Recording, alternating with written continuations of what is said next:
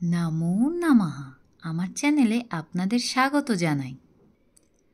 আজ আমরা আলোচনা করব অভিজ্ঞান শকুন্তলম প্রথম অঙ্কের সারাংশ বা বিষয়বস্তু। আগের এই ভিডিওতে আমি অভিজ্ঞান শকুন্তলমের যে 7টি অঙ্ক আছে তার সমগ্রের বিষয়বস্তু আপনাদের সামনে তুলে ধরেছিলাম। লিংক আমি ডেসক্রিপশানে দিয়ে দেব, আপনারা ভিডিওটি দেখে নেবেন। এবং সেখানেই বলেছিলাম আমি প্রত্যেকটি অঙ্কের এই 7টি অধ্যায়ে এক একটির বিষয়বস্তু আপনাদের সামনে নিয়ে আসব। আজকের ভিডিওটা তারই ওপরে। এবং ওই ভিডিওতেই আমি কিছু কিছু ছোট ছোট প্রশ্ন ও তার উত্তর আপনাদের সামনে রেখেছি, যেগুলি পরীক্ষার জন্য খুবই গুরুত্বপূর্ণ। ভিডিওটি শেষ পর্যন্ত দেখলে আপনাদের খুবই ভালো লাগবে। তাই আজ আমরা আলোচনা করব প্রথম অঙ্কের বিষয়বস্তু বা সারসংক্ষেপ। চলুন তাহলে ভিডিওটি শুরু করা যাক। সম্পূর্ণ নাট্যকাহিনীটি প্রকৃতির পটভূমিকায় বিন্যস্ত। এই নাটকের যে নায়ক রাজা হলেও নায়িকা যে শকুন্তলা সে প্রকৃতিরই একটি অঙ্গ। কেন আমরা এমন বলছি? কারণ এই প্রথম অঙ্ক যখন আমরা পাঠ করব তখন দেখব যে শকুন্তলা কেশর বৃক্ষ অঙ্গুলি নেড়ে তাকে ডাকছে। নবমল্লিকা লতাকে ভুলতে গেলে তাকে নিজেকেই ভুলতে হবে। এই রকম ছোট ছোট অনেক কবির ভাষায় তার দেওয়া বাণী আছে, সেগুলি আমরা পড়ব এবং তার মানেও আমরা জানব। এই শকুন্তলা তিনি আরও কী করছে, জন্মলগ্নে মাতৃহারা যে হরিণ শিশু তাকে নিজের পুত্রের মতো নিজের সন্তানের মতন পালন করছে। এবং এইভাবেই কবি কালিদাস প্রথম অঙ্কে প্রকৃতিকে এই নায়িকা শকুন্তলার মধ্যে দিয়ে অসম্ভব সুন্দরভাবে বর্ণনা করেছেন। এবং এই অঙ্কেই দেখানো হয়েছে কিভাবে মানুষ নায়কের সঙ্গে প্রকৃতির নায়িকার মিলন হবে এবং একটা মহৎ সৃষ্টি সাধিত হবে।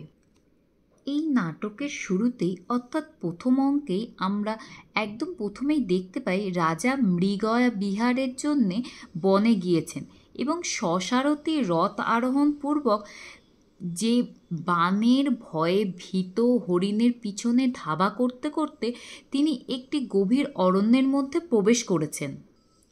মালিনী নদীর তীরে অবস্থিত মহর্ষি কর্ণের আশ্রমের উপকণ্ঠে এসে উপস্থিত হয়েছেন এবং কর্ণের আশ্রম থেকে বৈখানস এসে দূর থেকে হাত তুলে আশ্রমের মৃগকে হত্যা করার জন্যে বারণ করছেন। এখানে ছবিতে আপনারা সেটাও দেখতে পাচ্ছেন। এইভাবেই অভিজ্ঞান শকুন্তলমের নাটকের প্রথম অঙ্কটি বা প্রথম যে ঘটনা সেটি উপস্থাপিত করা হয় এবং স্থান হচ্ছে মহর্ষি কর্ণের আশ্রম। এই মহর্ষি কর্ণের আশ্রমের সামনেই বিভিন্ন গাছের বা বিভিন্ন অরণ্য দেশে এসে নানা চিহ্ন দেখে রাজা নিশ্চিত হলেন যে তারা আশ্রমের সন্নিকটে উপস্থিত হয়েছেন এবং বৈখানসের অনুরোধে আতিথ্য গ্রহণের জন্য আশ্রমে প্রবেশ করতে গিয়ে রাজা দক্ষিণের বৃক্ষবাটিকা থেকে মধুর নারীকণ্ঠের আলাপন শুনতে পেয়ে আশ্রমের বৃক্ষলতায় আলোবালে জলসেচনরত আশ্রমবালাদের দেখতে পেলেন। অর্থাৎ শকুন্তলা তার সখীদের সঙ্গে বিভিন্ন কথা বলতে বা নিজেদের মধ্যে বার্তালাপ করতে ব্যস্ত।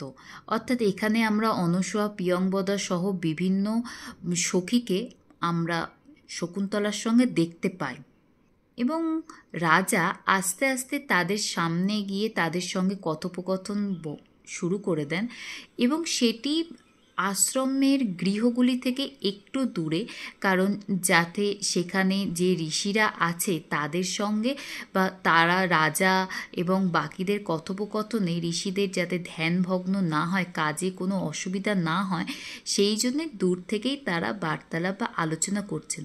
এখানে আমি বলে রাখি যে এই অঙ্কটিতে এত সুন্দরভাবে দেখানো হয়েছে যে রাজা বৃক্ষের আড়াল থেকে প্রথম দর্শনে শকুন্তলাকে দেখে তার খুবই ভালো লেগে যায় এবং শকুন্তলাকে বিভিন্ন কোমল জাতীয় জিনিসের সঙ্গে তুলনা করা হয়েছে, এমনকি পদ্ম পাতার সঙ্গেও তুলনা করা হয়েছে।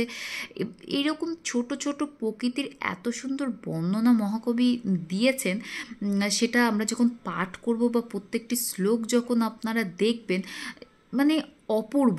আমি এক কথায় ভাষায় প্রকাশ করতে পারবো না, কিন্তু তবুও সামান্য আমার জ্ঞান থেকে আমি আপনাদের সামনে সেগুলি অবশ্যই তুলে ধরবো।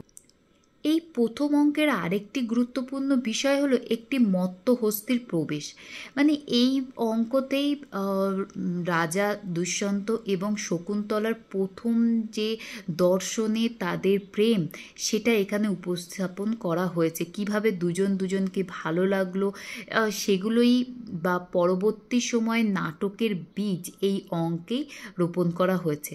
মর্ত হস্তির প্রবেশে এখানে কি কি কাণ্ড হয়েছে সেগুলিও আমি আপনাদের সামনে তুলে ধরবো। যদিও আমি প্রথমে বলেছি যে এই অঙ্কের শুরুতেই দেখানো হয়েছে যে মৃগ শিশুরা নির্ভয়ে আশ্রমের চারিদিকে ঘুরে বেড়াচ্ছে, কারণ তারা জানে যে আশ্রমবাসীদের দ্বারা তাদের কোনো বিপদ নেই। তবুও সেই জায়গাতে একটি মত্তহস্তির প্রবেশ করানো হয়েছে যাতে রাজা দুষ্যন্ত এবং শকুন্তলা পরস্পরকে দেখেন এবং প্রণয়ে আসক্ত হয়ে দুজনের কাছাকাছি আসেন। এই ছিল খুবই সংক্ষেপে অভিজ্ঞান শকুন্তলমের প্রথম অঙ্কের বিষয়বস্তু। আজ ভিডিও আমি এখানেই শেষ করছি। আগামী ভিডিওতে আমি অভিজ্ঞান শকুন্তলমের যে দ্বিতীয় অঙ্কটি আছে সেটি আপনাদের সামনে তার বিষয়বস্তু তুলে ধরব। দ্বিতীয় অঙ্কের বিষয়বস্তু জানার জন্য এবং এই প্রথম অঙ্কের প্রত্যেকটি শ্লোক এবং প্রত্যেকটি লাইন অর্থ এবং কাহিনী করে জানার জন্যে আমার চ্যানেলটিকে অবশ্যই সাবস্ক্রাইব করে রাখুন এবং আজকের ভিডিও ভালো লাগলে অবশ্যই একটা লাইক, কমেন্ট এবং অবশ্যই শেয়ার করবেন। আমার ভিডিও দেখার জন্য আমি আপনাদের অসংখ্য ধন্যবাদ জানাই।